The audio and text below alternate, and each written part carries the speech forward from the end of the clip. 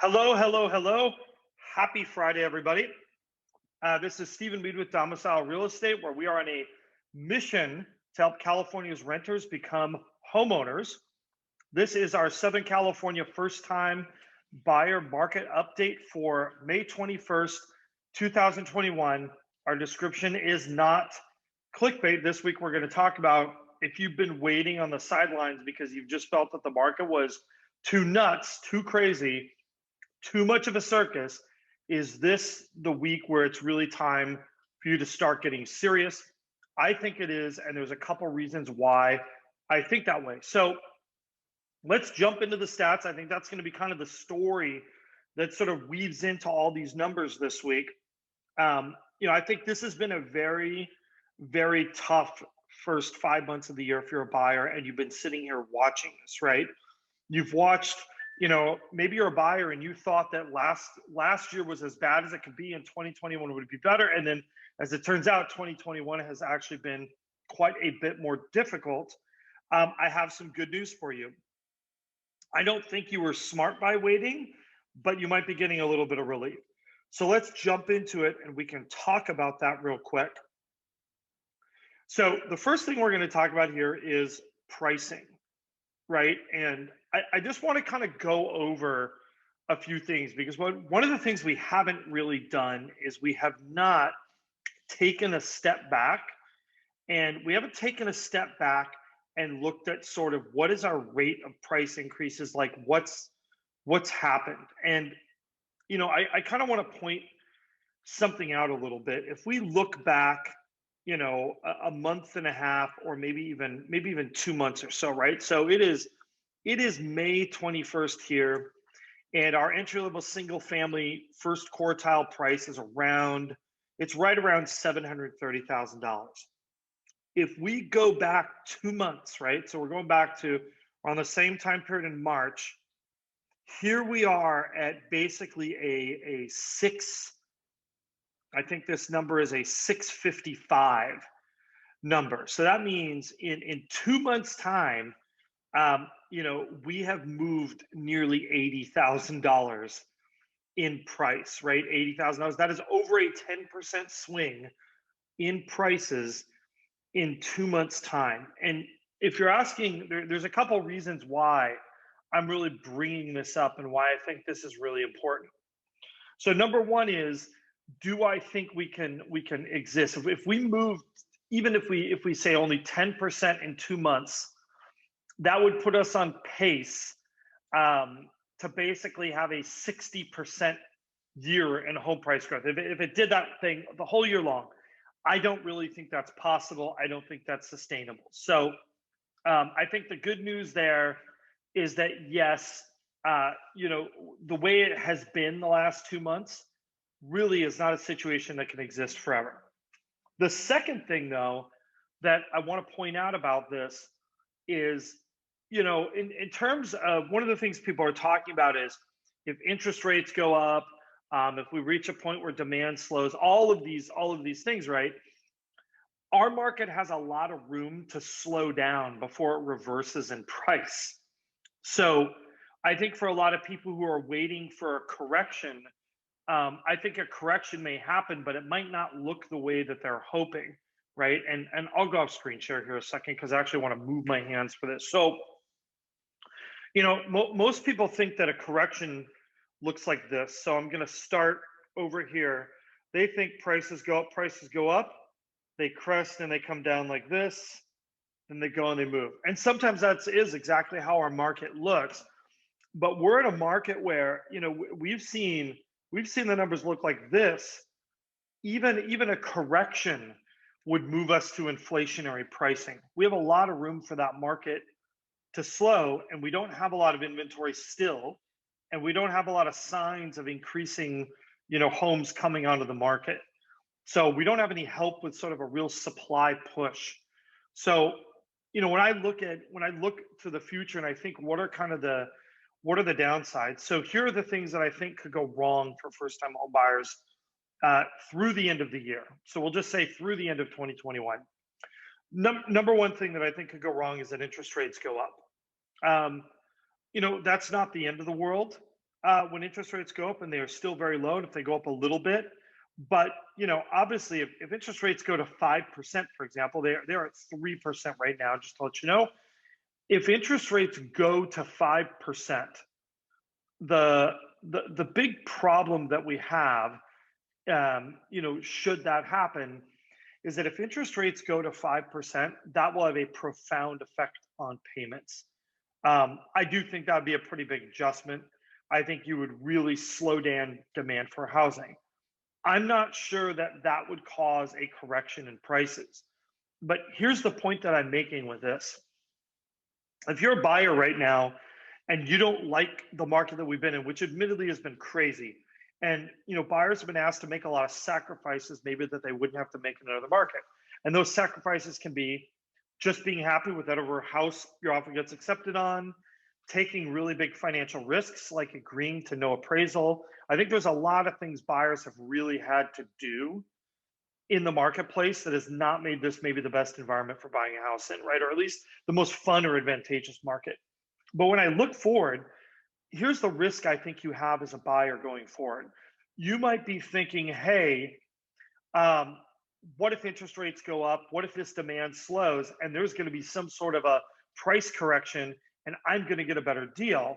And the problem with that logic is the amount of interest rate increase that is required to give you the kind of discount you are thinking, it will counteract any effects in payment. I do not think we are going back to see these payment levels drop.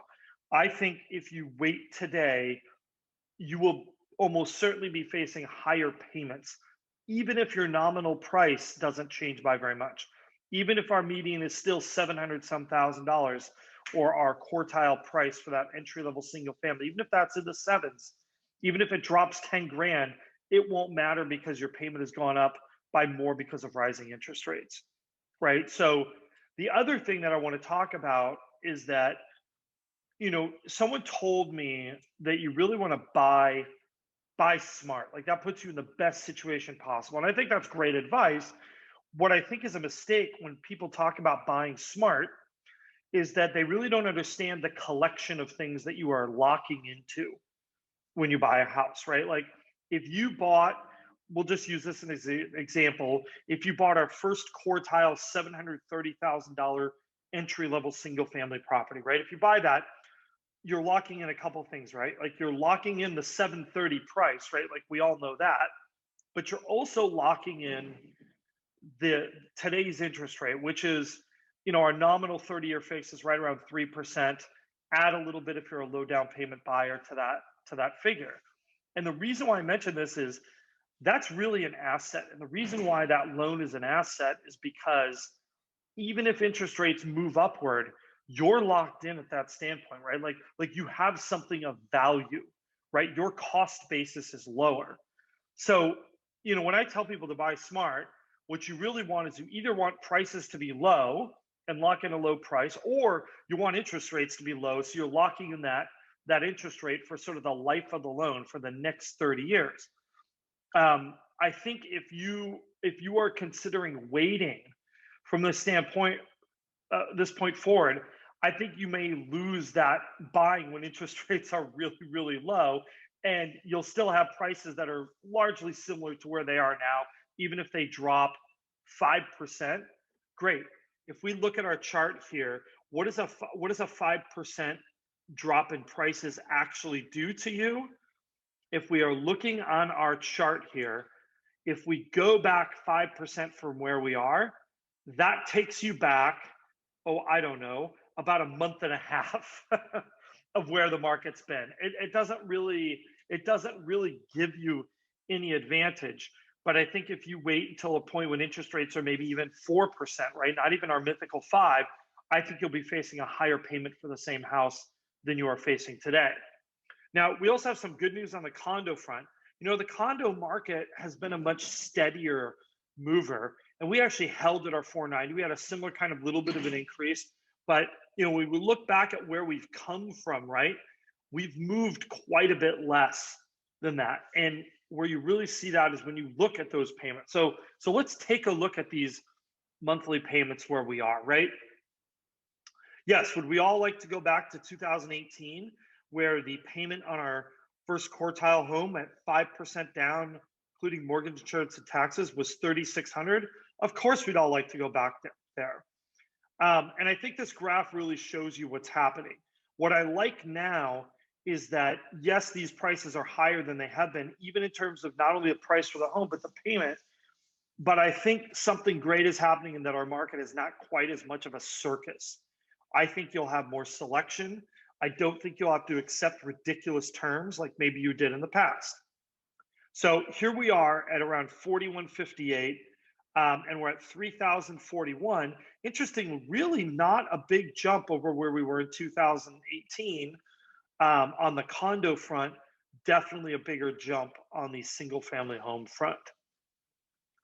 And just for fun, kind of looking at our minimum household income required, we're at $102,000 for our entry level single family home, and at just under $75,000. So this is a new high point for single family homes, but it's actually not a new high point for condos. We've kind of flirted in the low 70s and even hit a high 70s before on that. So before I continue, I'm talking about this like this is good news, and you might be thinking to yourself, well, this doesn't sound like good news at all. Payments are more than they used to be, and that's true. I think you're still at a point where you're locking in very, very low interest rates, and that's just something that gives you options right down the line. Keep it as a rental. Remember, the rental market is based on present conditions, on present rental conditions, meaning 5 years in the future, if there's still a housing shortage, which by all accounts, we are not building enough houses. I don't see that alleviating anytime soon. The rental market will still be very brisk, but you will be locked into a payment based on interest rates of today. So if you're that person thinking about buying one of these single family homes, understand that these low rates give you a lot more future options than you might otherwise have. So the payments may not sound like great news. I'm telling you, it's kind of the best news you could have at the moment. But where the real good news starts is when we start looking at some of our market dynamics. So our first dynamic is this absorption rate, right? And if you look at these two numbers, we are into the low 80s, which, by the way, is a low point pretty much since the middle of January, right? This is the least competitive that entry level single family home has really been all year long. It is still a seller's market. You are not going to walk in and write offers for 50,000 under list and get them. But it's a market where you may not be asked to do nearly the same ridiculous things. You won't find there are 30 offers on every single house. This is a bit closer, a couple steps closer to normal. In our condo market, where we've really kind of flirted in the 70s before, we are back in there. So even if you're a condo buyer, relatively speaking, this is a pretty good time period to be a condo buyer. So here's the other good news is let's look at our total inventory, right? This is a high point for inventory. And in fact, if you look our low point on inventory here, which was towards the end of February, we had maybe around a little over 1,100 houses available. We are now, probably close to like 1,350 maybe. That's a pretty sizable jump. That's probably about a 20% jump in available inventory if you're an entry-level single-family home buyer. Condo market's been a little bit steadier. It dropped a bit, but we're kind of heading back towards those beginning of the year type numbers in the condo market. Really, this is good news if you are a home buyer. I feel like we are entering this sort of sweet spot where the rates are still great. You're going to be able to negotiate better deals. And I don't just mean that based on price, but really based on some of those other terms as well. And you're going to have more selection in the marketplace. Now, if we look at our 14 days still active, that shows maybe a little bit of trouble on the horizon. That number is declining. That means that that we may see that absorption rate go up next week. But for condos here, it's still at a relatively high rate. And remember, for this number, higher is better. That means it is a less competitive market. That means more of the homes that just went on the market in the last 2 weeks are still available for purchase. Finally, we're going to talk about our weak supply of homes. So even though our inventory rose, guess what? Some more buyers were out in the marketplace, more deals were struck, and we saw slight declines in our number of week supply homes. But still, these numbers are better than they have been, right? In kind of a little bit of our dark periods through here. So really, still some great news on that front in terms of our weak supply of homes. You're really going to find that there's more out there if you are looking. Anyhow, I want to thank everybody for watching, liking, subscribing, the comments. Don't forget to hit the notification bell if you're watching us on YouTube. We certainly enjoy doing those videos, and I think for me personally, like I said, I really root for the people that are out there trying to get into their first home. I will admit I feel very relieved that I am not a buyer in the marketplace in a market like this. I bought my first home in 2005, which historically wasn't necessarily considered a great time to buy, but it all worked out. And I bought the home I'm currently in 2015. Um, you know, I believe in the idea of homeownership. I think this strengthens communities. I also think this really strengthens finance and net worth for all kinds of groups of people. And I want more people to have access to homeownership. I want more people to be insulated against, landlords and rising rents. I really think that, this is something important from a society standpoint. Anyhow, I'm going to step off my soapbox. We always love the questions and comments. Keep them coming. I feel like we're entering a little bit of a period that maybe is a little bit of a sweet spot for entry level buyers. Rates are still low. The market's a little bit easier. Either of those things could change tomorrow, right? And really kind of alter some of our market dynamics. Anyhow, thank you so much. We will see you next week.